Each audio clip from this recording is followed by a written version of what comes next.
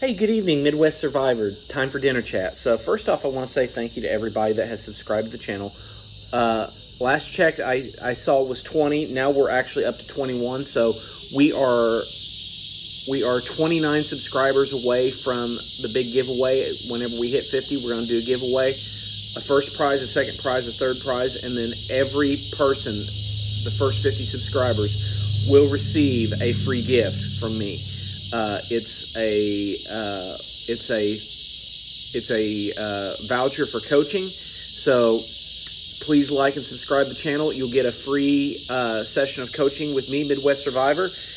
We will set it up on Calendly to schedule, and then we will set up a Zoom call, and we will do a coaching seminar together. So, and hopefully that can, by word of mouth, we will be able to really get Midwest Survivor coaching and Learning to Thrive coaching up and going. So tonight's dinner chat is why they need to know everything you're doing. So have you ever been in a relationship where it feels like you have to give a running report of your entire day?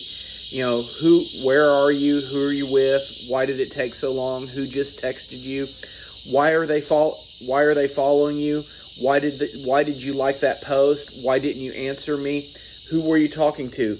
You know, and at first, you know, you may mistake that for concern. And you might even think, wow, they really care about me. But there is a difference between someone being interested in your life and someone believing that they are entitled to monitor your life. And that's what I want to talk about tonight. And why do some people need to know everything that you're doing? So grab your dinner, grab your coffee, grab a glass of tea, grab a lemonade, pull up a chair, and let's talk about it.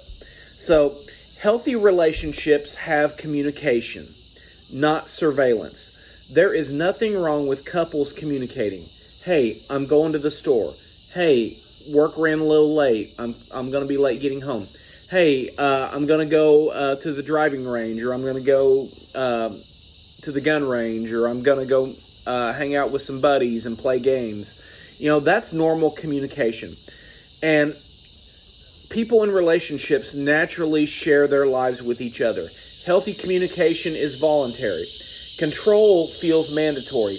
And there's a big difference between let me know when you get there safely and you better tell me exactly where you are, who you're with, and what you're doing.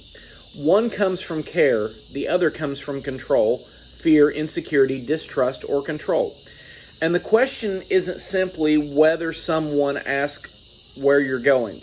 The question is, what happens when you don't provide the answer that they want?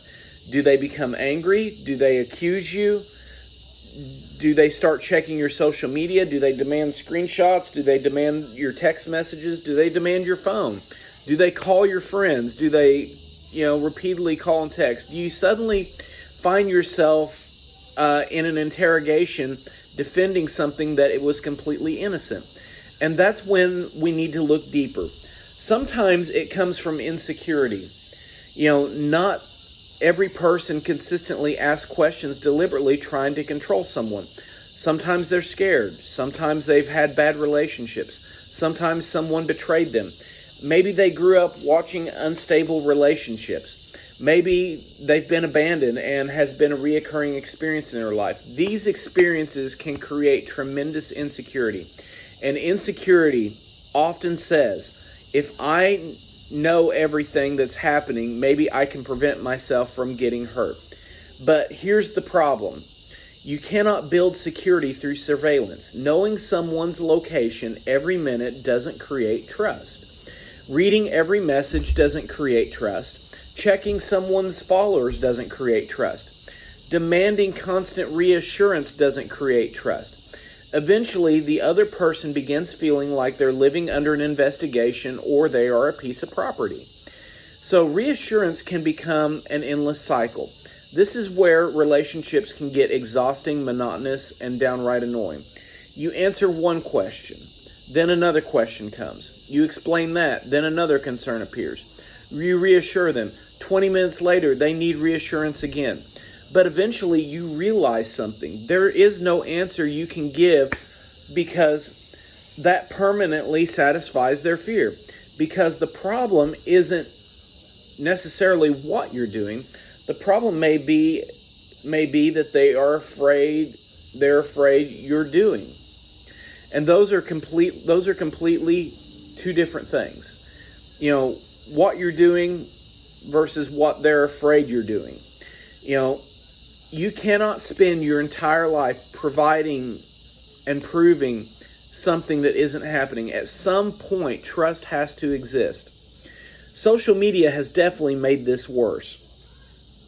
Years ago, people didn't have instant access to social interactions. Today, we can see followers, likes, comments, messages, friend requests, online activity. And for someone struggling with jealousy, insecurity, social media can become an endless source of suspicion. Who's that? Why did they follow you? Why did you follow them? Why did they comment? Why did you like their picture? And on and on and on. Suddenly, you're asked to explain the actions of other people. Now think about that. Someone follows you online, you didn't ask them to, you didn't contact them, you didn't initiate anything, but yet somehow you're expected to defend yourself because of another human being clicked follow. And that's not always reasonable. You're responsible for your behavior. You're not responsible for every person who looks at your profile, follows your account, and interacts with public content. You know, privacy isn't the same as secrecy, and this is important. People say, I've got nothing to hide, why do you need privacy? Because privacy is a normal human boundary. Privacy and secrecy are not automatically the same thing. Secrecy is deliberately hiding something that affects a relationship. Privacy means recognizing that even people in relationships remain individuals. You can love someone deeply without surrendering every piece of personal autonomy. Healthy relationships require honesty. They do not require the elimination of individuality. So, questions can become accusations. Here's another important distinction. Someone is asking who you're talking to isn't automatically considered unhealthy. Who you were talking to, I know you're hiding something, that's an entirely different animal altogether. Because now we're somewhere different. Because the question already contains that there's some guilt or a crime has been committed. You're no longer having a conversation, you're defending yourself against an accusation.